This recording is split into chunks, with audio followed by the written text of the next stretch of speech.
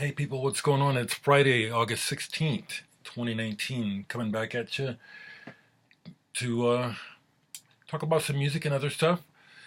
Pulled out another one of my old t-shirts that I don't wear anymore. This is back when I would take the sleeves off for playing at gigs. I love the Sisters of Mercy. Got to see them back when it was still pretty close to the original. Wayne Hussey was still in the band. I saw them in Chicago. It was really, really excellent. It was really good. I really still like the Sisters of Mercy a lot. It's the afternoon, and I've received some records. I can't review them yet, but I can put in an immediate good word because I know you guys watch. Matt Pokolsky, who runs the label FPE Records, sent me a package of his newest releases, some CDs, vinyl, and cassettes.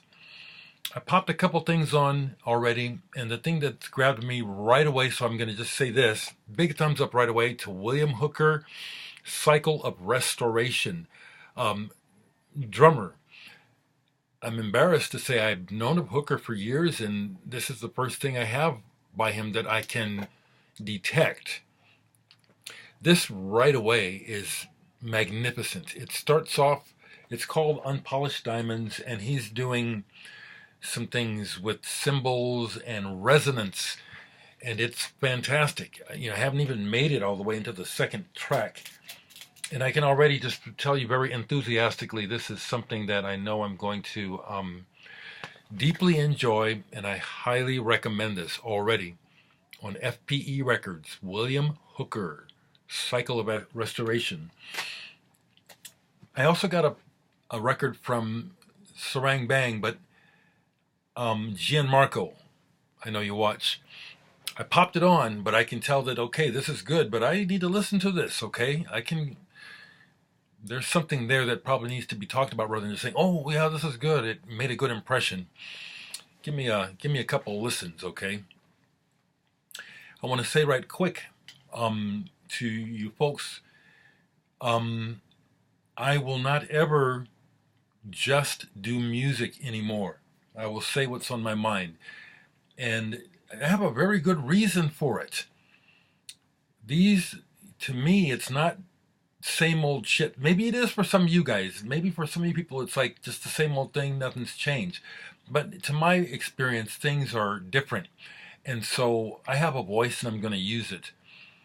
And if I got your attention, I'm going to say something that I think might be helpful, or at least something that I feel the need to express for my own sanity's sake. How's that? So there will be no separating topics. I'll talk about whatever the hell I'm thinking. Someone asked about the production that I was doing recently in the studio with Tom Ware. And I think I'll share something about that. But before I do, let me look and see if I have any records down here that I haven't talked about that I played recently. Yes, I do. I'll start with this one. Again, you folks that follow me on Facebook, and I know that Facebook is a cesspool, but I have the strength to deal with it. And I have a message. I have a reason for being there. And so I enjoy Facebook. And I deal with clowns and idiots all the time. But I posted recently this album, Minor Threat. Might have shown it recently, but I've played this again a couple times. This is monster. The energy, the words, the intent of this is magnificent. This is just so powerful. I tried to look up and see which edition I have. As far as I can tell, folks, this is one of the first pressings. I first or second, I can't. Are they calling this gray on the back or is it silver? Hardly matters to me. It's the red. Incredible. I regret that I did not go see Fugazi when they came to Omaha. The times that they did, I don't know what happened. This is to me a major work. major social statement album, Minor Threat. Killer. German band that started off underground and went pop, and I liked it all the way into the pop. X-Mal Deutschland. This album, Viva. It's one of the, they were on 4AD and then they signed to a bigger label, but as you can see, they still had the 4AD aesthetic. I love all of this album. I don't speak German, and so I just don't give a shit what they're singing about. I don't. I love this woman's voice. I like the videos they have of her. She has a very expressive way of moving in her face, you know. Interesting woman to me. She's got quite a look. She could have been a supermodel or superstar. I'm gathering that she had a bit more personal integrity than to just play the game with her looks. I love X-Mal Deutschland. I have 2 or 3 other albums of theirs. I want to say again that when I show you records by artists, I generally don't show you everything I have. The producer of this album, John Anthony, is I can call him an associate of mine on Facebook because he's posting all the time and adds a lot of people and interacts with people online. But I've had personal interaction with him as well on Messenger. And he is one of the greatest record producers that has ever lived, in my opinion. This is one of his early masterpieces, Van der Graaf Generator, The Least We Can Do Is Wave to Each Other. This is the US version. I have the, I have the UK version.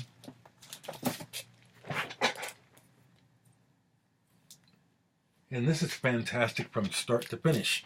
And notably, the sound recording on this. So smooth and warm and full, and those guitar tones. The way everything is set. John Anthony's ear is incredible. Really happy that I get to talk to him. I really love the interactions I have with artists from my collection who are now friends, and we do interact. Anthony Moore of Slap Happy. I hear from him regularly. Dagmar Krause of Henry Cow, Slap Happy Art Bears. We recently had a conversation. Richard Barbieri from Porcupine Tree is still a friend of mine. I keep forgetting these other people because there's a bunch, you know, people that you know what I'm saying? It's fun. It's fun to be connected to them now in my life. Anything else? I think that's it. Okay, so let me make this connection.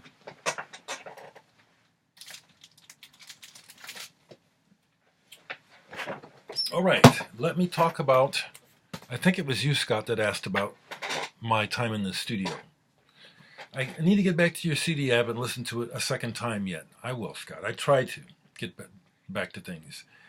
And it's really true that some things that don't strike me well the first time will hit me differently the next. But anyway, so part of what I've been doing to generate income since I quit my job, besides working as a musician and getting paid on gigs, I've been doing artwork, exhibitions, and then production work with Tom Ware, who owns his own studio, Warehouse Productions. It's a internationally recognized building because it has a unique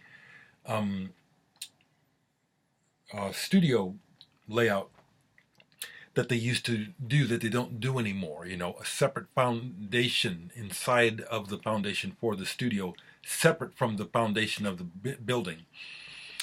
So Tom Ware, that's his work. He's a recording engineer, and that's how he makes his living. We have a friend named Jeff Clayman who years ago did a bunch of sessions starting in the late 90s and then through the 2000s. Musician, well, really a songwriter and a music lover more than a good musician. And one of the songs from those sessions ended up on my album Nice. The song Love from Above. He liked my song so much that he paid to do a studio recording of it and then gave me permission to put it on here. So we're we're remixing and mastering tracks from those sessions in the 2000s for Jeff. He's flying in from Denver a couple days at a time. He's been doing this for a couple years. And this latest 2-day session was real productive. He actually offered to pay for a new mix of the song up here. I said I don't need it. You know, it's preserved there. That's good enough. You know. So I'm going to play you one of the tracks that Tom Ware and I put together for him more recently. I think this one, we put together maybe a year or two ago, and then we mixed it anew just last week. This is one of Jeff's songs where it's called Signs. Now, as I said, Jeff is more of a songwriter, not much of a musician, and so he relies on Tom and I to realize his ideas. He can give us basic ideas on a bass or a guitar. So on this one, I'm going to play most of it. It's 4.5 minutes. I don't know if I need to play all of it, but on this one, this is a real good example of Tom and myself's combined production ear, as well as it's Tom and I playing all the instruments. I'm on all the guitars and bass. Tom is playing the keyboards and the drums, and it's Jeff singing. And let's see what you think of this. Hope this mic picks this up okay. I don't know. This is the first time trying this.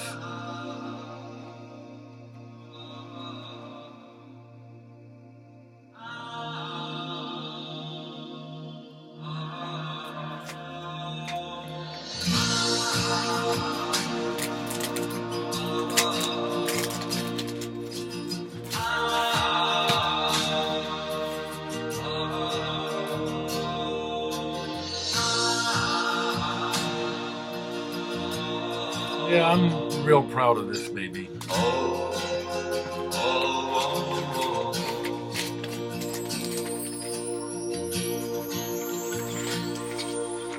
wake up every day, pretend that everything's okay, but then I turn on news that's been on the waves for hours and hours. An hour is all it takes for death to reign, and God forsakes. Go to the chorus. Something has to change. Can you all work together? You've got to carry your signs with rising confidence. Carry your signs with pictures and words. Carry your signs with youthful innocence. Let the voices be heard. Yeah, sounds good to me. You know, Jeff isn't the greatest singer, but again, like I said, he's just been doing this for years now for his own personal gratification and personal growth. We're at a point now where he is happy enough with enough of these songs and mixes that I think he's going to make it, public somehow. He's going to release it somehow. If and when he does, I'll let you know. But that's one of the example of the work I do with Tom, and I enjoy. I like making music a lot. I see I've gone 14 minutes. I don't need to go much longer. I'm going to stop here, folks, okay? And I'll talk to you again soon.